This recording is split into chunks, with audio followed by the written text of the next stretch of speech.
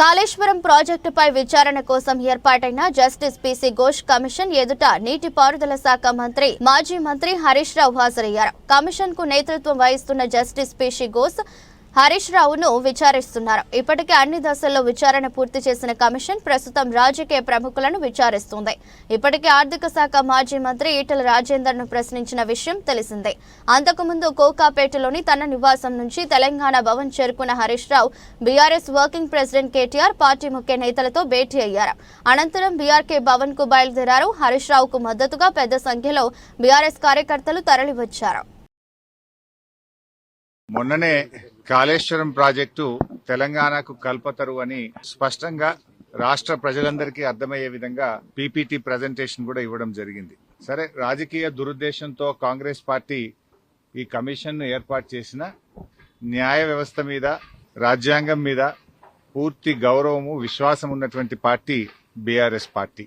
ఈరోజు justice Ghosh commission మమ్మల్ని పిలిచింది కనుక ఈరోజు కమిషన్ ముందుకు వెళ్లి ఇంతకాలం కాంగ్రెస్ పార్టీ చేస్తున్న దుష్ప్రచారాలన్నీ కూడా వివరించి వాస్తవాలన్నింటినీ కమిషన్ కు తెలియజేస్తాం. సో మా దగ్గర ఉన్నటువంటి పూర్తి సమాచారం, అన్ని విషయాలను కూడా కమిషన్ దృష్టికి తీసుకువెళ్తాం. గత కొంతకాలంగా కొంతమంది వ్యక్తులు, కొన్ని పార్టీలు వాళ్ళు ఉద్దేశపూర్వకంగా బీఆర్ఎస్ పార్టీ మీద రాజకీయ కక్షతో బురద జల్లేటువంటి ప్రయత్నం చేస్తా ఉన్నారు. వాస్తవానికి ఒక ప్రభుత్వం విద్వేషంతో కాదు ఆలోచించాల్సింది, వివేకంతో ఆలోచించాలి, విజ్ఞత ప్రదర్శించాలి.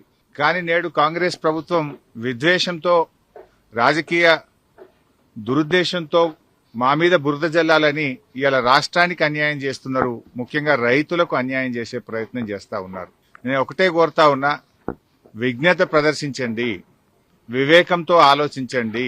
ఈ రాజకీయాల కోసం తెలంగాణ రాష్ట్రం యొక్క నీటి హక్కులను కాలరాయొద్దు అని చెప్పి ఈ ప్రభుత్వానికి హితవు పలుకుతా ఉన్నాను. సరే, అంతిమంగా ఎందుకంటే మాకు రాజ్యాంగం మీద, దేవుడి మీద నమ్మకం ఉన్నటువంటి పార్టీ, అంతిమంగా న్యాయం గెలుస్తుంది, ధర్మం నిలబడుతుంది, వాస్తవాలు ప్రజలకు అర్థమవుతాయి. అందువల్ల ఈరోజు కమిషన్ ముందుకు వెళ్తున్నాం. కమిషన్ మమ్మల్ని అడిగిన ప్రతి ప్రశ్నకు పూర్తి స్థాయిలో సమాధానాలన్నీ కూడా చెప్తాం, వాస్తవాలన్నీ కూడా వివరిస్తాం.